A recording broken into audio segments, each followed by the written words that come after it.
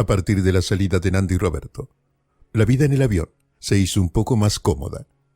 Las últimas noches no habían sido muy malas. Presentía que nos aproximábamos al final de nuestro viaje. Sentía que nuestra odisea, por las buenas o por las malas, estaba llegando a su fin. Me alimentaba razonablemente bien. Dormía bien. Teníamos lugares cómodos para descansar y no hacía tanto frío. En esos días de principios de diciembre, el tiempo claramente había mejorado. Los días eran cálidos y largos. Incluso habíamos visto volar algún pájaro en las cercanías del avión. Pero el peligro acechaba. No sabíamos cuándo un nuevo alud podía caer sobre nosotros. Tampoco sabía hasta cuándo nuestro cuerpo frágil aguantaría el deterioro y cruzaría el umbral donde el cansancio sería mayor que las ganas de seguir viviendo. En ese momento, quizás, uno se entregara a la muerte ante las pocas posibilidades de supervivencia. Por aquellos días, sentía que nuestra odisea en los Andes no se podía prolongar mucho más. Por otra parte, algunos de mis amigos estaban cada vez más débiles.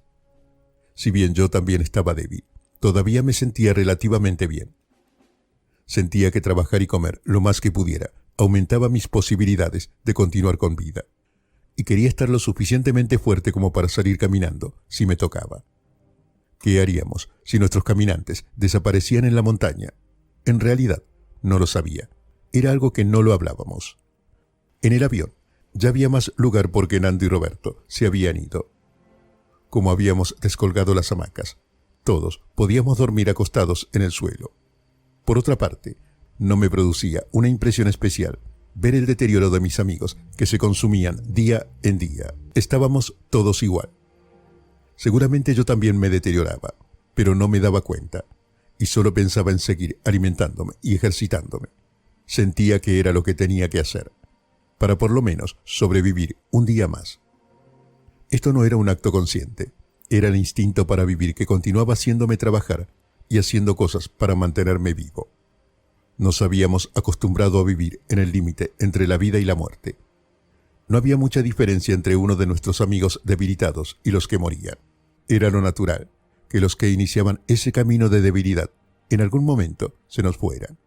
Así había pasado con Arturo, con Rafael y con Numa. Ellos no murieron cuando nos estrellamos en la montaña ni en el alud. Murieron después, por debilidad.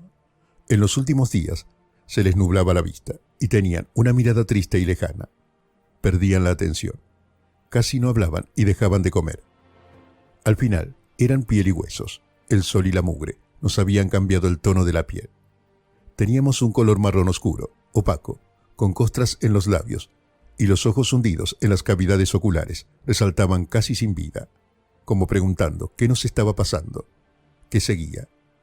Las manos flacas y negras, lastimadas por el frío, las piernas flacas y pálidas por la falta de sol. En ocasiones, cuando tomábamos sol, nos levantábamos la camisa y dejábamos al descubierto nuestros cuerpos. Qué flaco estaba, cómo se notaban mis costillas. Nos mirábamos con incertidumbre. ¿Cuánto más tendríamos que pasar para llegar al fin de esta odisea? En esa época, cuando al mediodía brillaba el sol, empezó a hacer mucho calor. Eventualmente, podíamos quitarnos la camisa y recibir la energía del sol en el cuerpo. Durante la noche, o cuando estaba nublado, seguía haciendo mucho frío. Sentía mucho miedo cuando se nublaba el soleado. Había aprendido que eso era señal de mal tiempo, de tormentas de nieve, frío y nubosidad, que hacía que no se pudiera ver nada. Si nuestros compañeros seguían caminando, ese no era buen clima para que pudieran avanzar. De todas maneras, el tiempo en verano en la cordillera suele ser bueno. Los días son generalmente soleados, aunque la temperatura por las noches desciende a varios grados bajo cero. Y el verano, de hecho, ya había comenzado. Me había acostumbrado a vivir en los restos del fuselaje del avión, en condiciones horrorosas. Era nuestra casa. No teníamos más de 8 metros de fuselaje, del cual habíamos sacado todo lo que podía removerse. Ya no quedaban asientos amarrados a la estructura del fuselaje. Quedaba solo la cáscara del avión. De pie, tenía que agachar la cabeza. Dentro del avión estaba todo húmedo debido al deshielo. A partir del mediodía, chorreaba el agua por las paredes y corría por el suelo. Esos días me despertaba temprano y salía del avión con las primeras luces del amanecer. mirando al sol que se levantaba sobre el enorme volcán que teníamos en nuestra frente. Aprovechábamos los primeros momentos. En ellos la nieve todavía estaba firme y podía caminar sobre ella sin hundirme demasiado, uno por uno.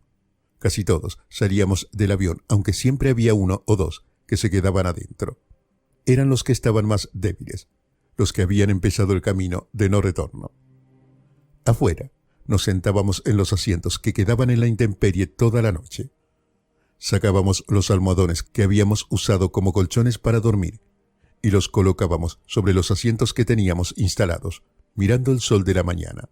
Los días amanecían fresco, pero el aire de la montaña era muy limpio. Los primeros en salir trataban de escuchar las noticias en la pequeña radio que habíamos recuperado con el deshielo.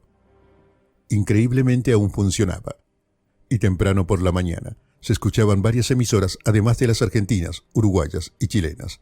Escuchábamos, entre otras, Radio Cooperativa de Chile, Radio Carve en Uruguay, y también podíamos escuchar La Voz de las Américas, la radio de las Antillas holandesas, la BBC, la RAI, la radio francesa y la radio de La Habana.